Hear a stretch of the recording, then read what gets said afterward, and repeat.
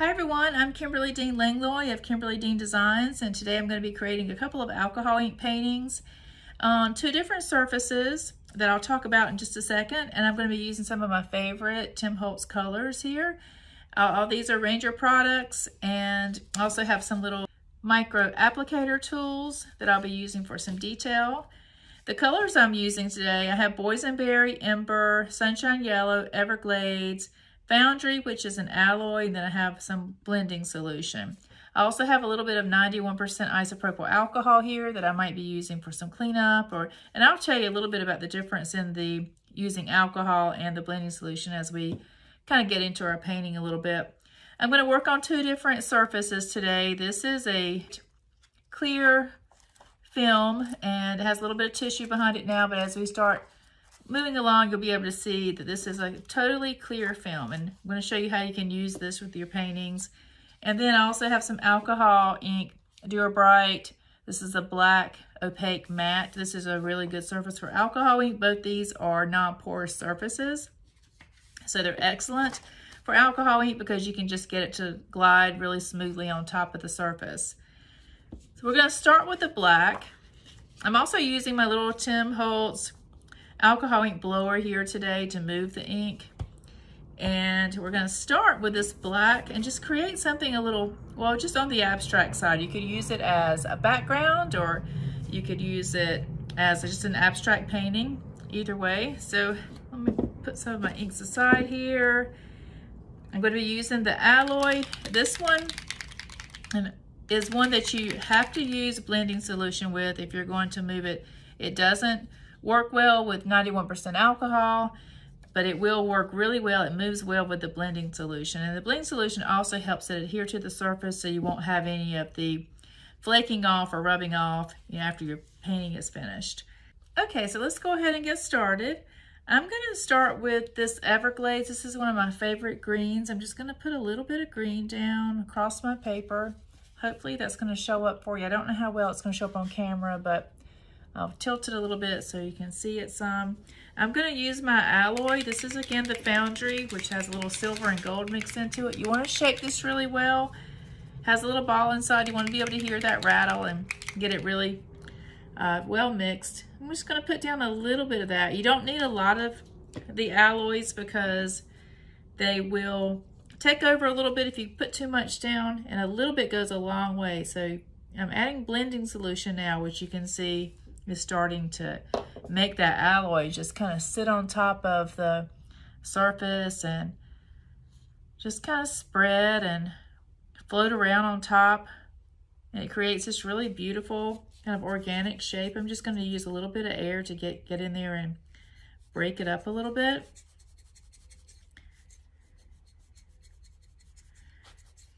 And I'm just going to keep adding blending solution just to move this around. And this is really just an exercise in being playful and allowing the inks to flow. And you can take as much or as little time with this kind of technique as you like. I mean, there's really no right or wrong to it. You can fill the whole page up. You can just do a little bit here and there. And let me tilt that again so you can see how it's moving. And I know that with the black, it's kind of hard to get it to show up sometimes on film, but you'll see in person that you really do get that really beautiful look of the metal just sitting on top of the surface there. And I'm going to try to tilt it a little bit more so that you can see how this alloy moves. So hopefully if I bring that up, you can see that just kind of floating around on the surface there. We're going to put some blending solution all around. You can be really generous with your blending solution. That's really what gets this ink to move and to flow. So let me put some over on this side, and you can see everything's just kind of floating around. Looks really pretty. You can just use gravity, or you can get in there with your little blower tool. Let me tilt that some again so you can see some. It kind of breaks it up when you put some air on it.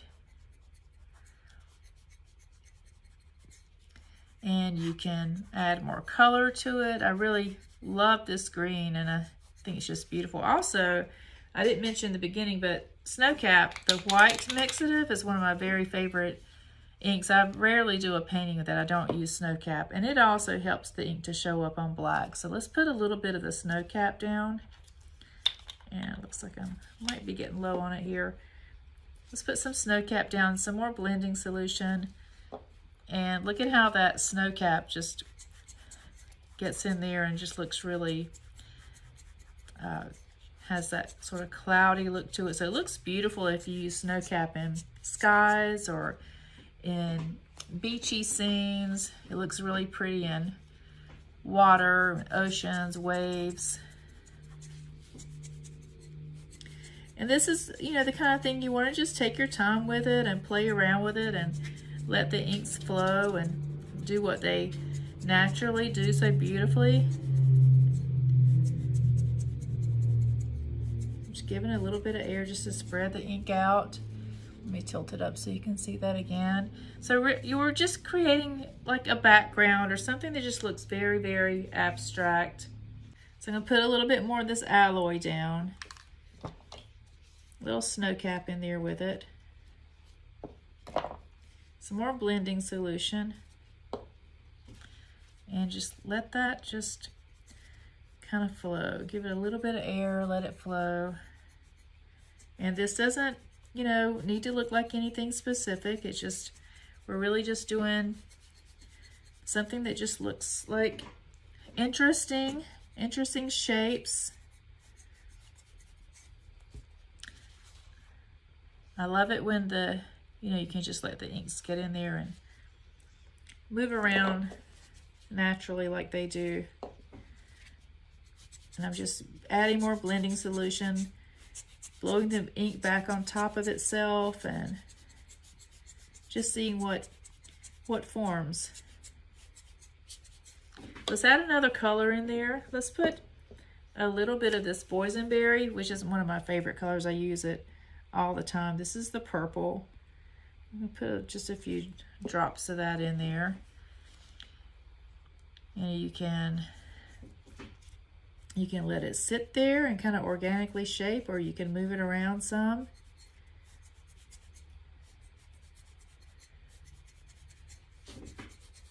Let me tilt that up so you can see it a little bit better. So at this point, you know, it's not looking like anything is not really supposed to. We're just doing something kind of fun and interesting for a background.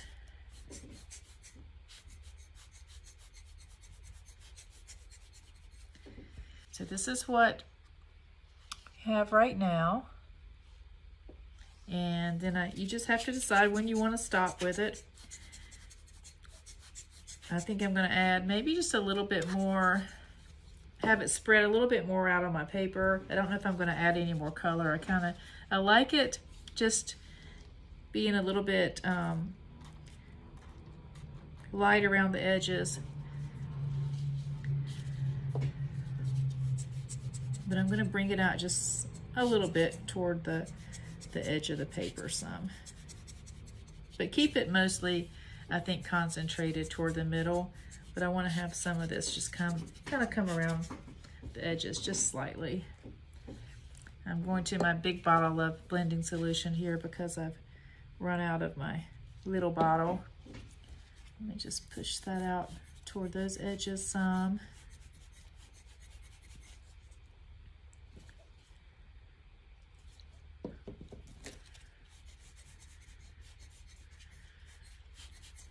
Okay, so I'm going to just put this aside for now and let it dry. We're going to go on to the next step, which is working on the transparent film. Okay, so we're going to start here with the clear transparent film, and I still have the little tissue paper on the back just so that I can see better what I'm doing here, and I'll remove that at the end.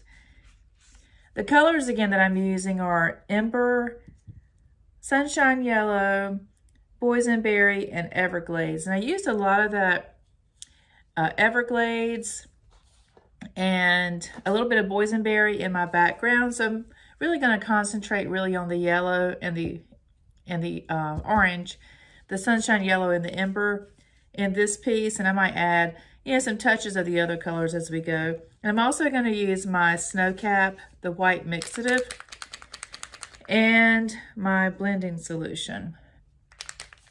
And I'll use my little blower tool to help move the ink. So I'm going to start by just putting down a little bit of this Ember and maybe a little Sunshine Yellow with it, and try to put down just a little bit on my paper there. Let's put a little bit of Sunshine Yellow with that. And if you're not very comfortable with dropping it directly from the bottle, you can always put it in a palette and just put it onto your paper using one of, your little micro tools. I'm going to dry this a little bit before I start moving it. And if you do this, the reason for drying it a little bit is it doesn't move as far out. It takes a little bit more pressure to get the ink to move. So if I'm working on a small surface and this is a 5x7, I might not want my ink to move as far. And if you start blowing it out while it's still wet, it's really going to spread a whole lot. So I'm going to dry it a little bit and then add my blending solution so I can control how far it moves a little bit better. So I'm going to put my blending solution along this top area here, and then just pick up my paper and let that blending solution just flow into the ink a little bit and move it around. Just use gravity to let the ink flow, and it kind of naturally just starts creating these beautiful shapes. And you'll get some hard lines and some soft lines, and that's really, I think, what adds interest to the painting is when you get some variation and how deep the colors are and how you have the hard and soft lines there. So you can just keep moving this until you get something that you like. Put a little more blending solution, and the blending solution is always going to reactivate the ink and cause it to start flowing again even after it's dry. Give it a little more air and just continue to blow that a little bit. Now if I wanted this to look a little more opaque, because now the inks are transparent and we're using this transparent film, so everything is going to be very transparent with this kind of technique, unless you use something to make the ink more opaque. So I'm going to put down a little bit of my snow cap, and then just a drop of blending solution, and I'm going to just blow that out a little bit on top of that ink that was already there. And so now it's a little bit more opaque. So over here it's more clear. On this side it's a little bit more opaque. So if I were to lift that up, lift the sheet up a little bit, you can see, hopefully see a little bit more how that looks there. Let me do a little bit more over here on this side.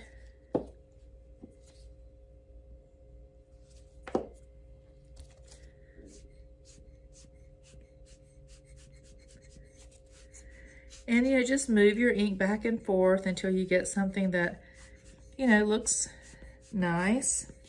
There's no really right or wrong to this. It's just a matter of experimenting and playing with the ink a little bit. Let's put down a little bit more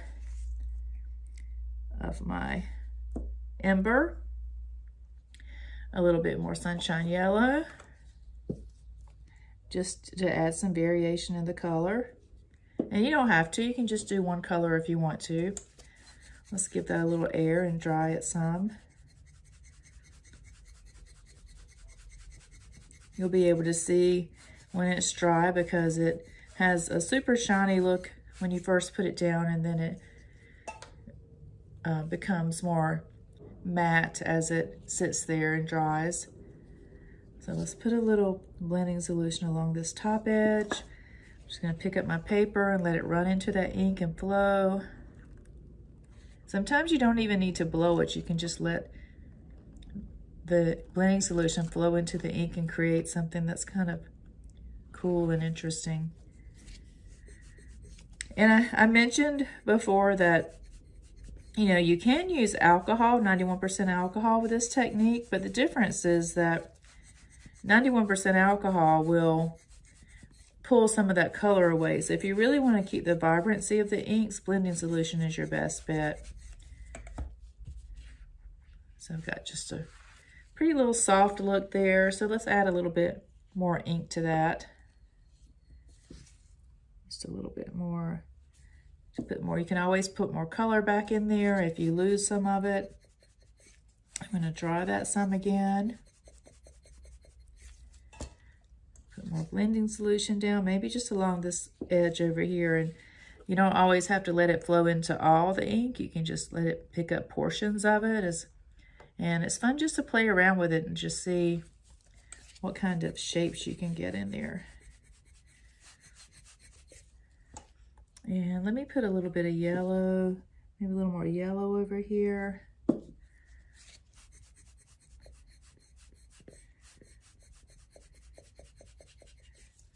And I think I'll add some snow cap to this one as well.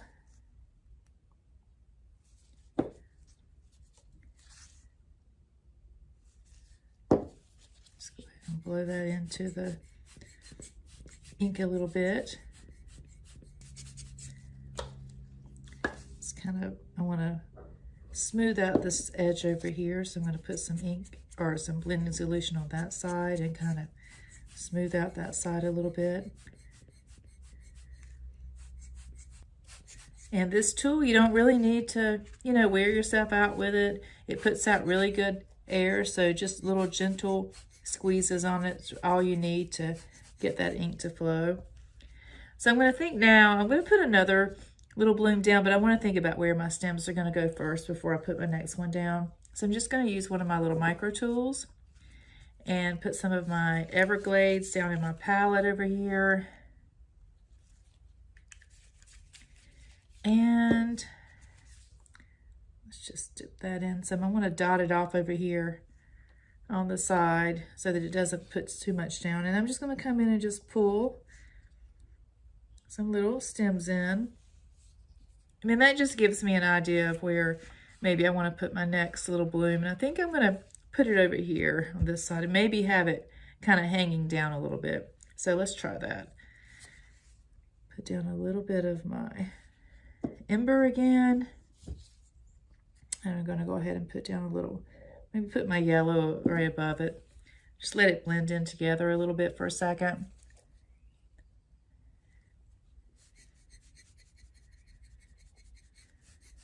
And give it a little air to dry it. And the ink dries really, really fast. So it just takes a few seconds for it to dry. And then put down some blending solution. I don't usually drop it right on top of my ink. I'll put it over to the side a little bit and then just let it flow into the ink a little bit. And then once it flows into the ink, I can just give it a little air just to blow it back out.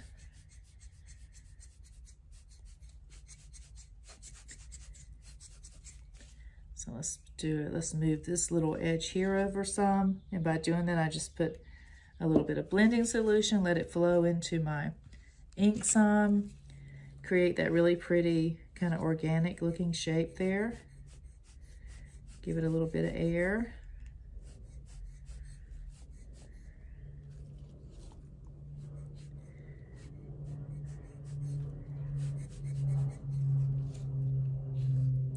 And if you get little areas that you don't like about it, you can wipe it away. Let's just say that I wanted to get rid of a little edge. I can just put some alcohol on a paper towel and just go in and wipe the little edge away that I don't like. And then I can shape it up more like I like it. So let me just kind of finish drying that a little bit. I didn't add any snow cap to this one, so I think I'm gonna put a little bit in there and kind of soften some of this up and make it look a little bit more opaque. So let's add a little bit of snow cap and some blending solution. Just give that some air just to move that out some.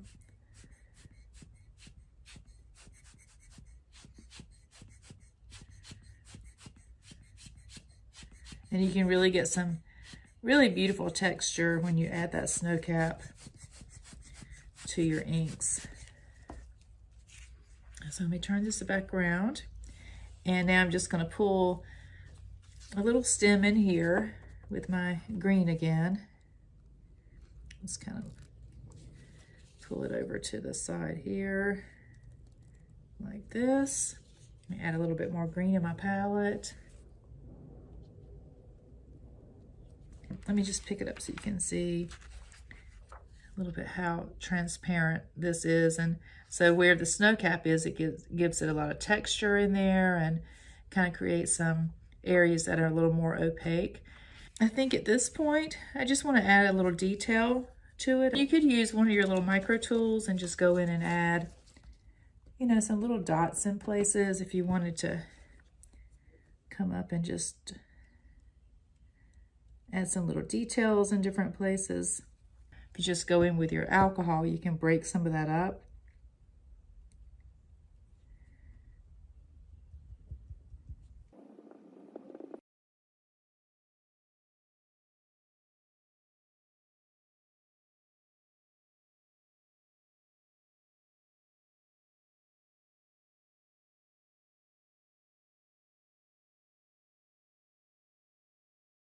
Okay, so that's what I have. And let me just put it against a white background so you can really see how it shows up. Let's see, this is just a white sheet of UPO. So this is what it looks like on white. So you can really see more of the detail in there. You can see the texture where the snow cap was added. And let me show you what it looks like against black also. So if I put it against black, this is what it's going to look like. So it's not going to, the places that do not have snow cap are not going to show up as much. So if you wanted these areas to show up, you would need to add a little bit of snow cap in there, even in your stems. And, you know, you can, we could do that now. We could put some snow cap down in the palette. And if you wanted to later go in and just, you know, highlight some of your stems a little bit, you can always add a little snow cap right on top.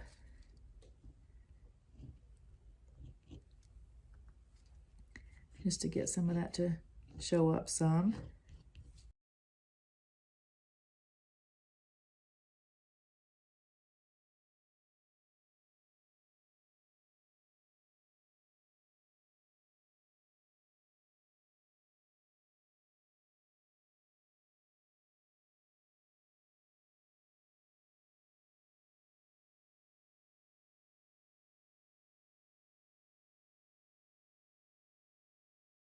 And then lastly, I wanted to show you what it would look like against the background that we created earlier. So this is our background. I'm just going to put that down on top of the background and just look at all that depth that that background adds. So now I've got some of that purple in the background that kind of comes into the painting, and let me turn it around this way and see which way looks better. But it just adds tons of depth, I think. I love this layering effect that you can get with the clear transparent against a pretty background on the black. I think that looks really pretty. So let me know if you have any questions, and I hope you've enjoyed this, and I hope you'll give it a try. Thank you.